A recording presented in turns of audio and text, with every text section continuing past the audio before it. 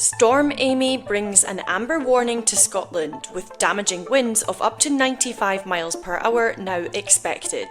The Met Office has set out an amber weather warning for the northwest of Scotland as Storm Amy sweeps the country with downpours this weekend. In addition to a yellow weather warning to start at 3 p.m. on Friday, October 3rd, covering the entirety of Scotland and northern England, a more severe amber warning will take effect from 5 p.m. until 9 a.m. on Saturday morning. Gusty conditions are expected to reach as high as 60 to 70 miles per hour, with more exposed areas warned they could see speeds exceeding 95 miles per hour, with damage to buildings and homes possible, as well as potential power cuts. The Met Office is urging homeowners to make sure any loose items outside their homes are securely packed away to minimise damage. While the wind is expected to gradually ease off on Saturday morning, the Met Office still has their yellow warning in place until midnight of October 4th for wind and rain.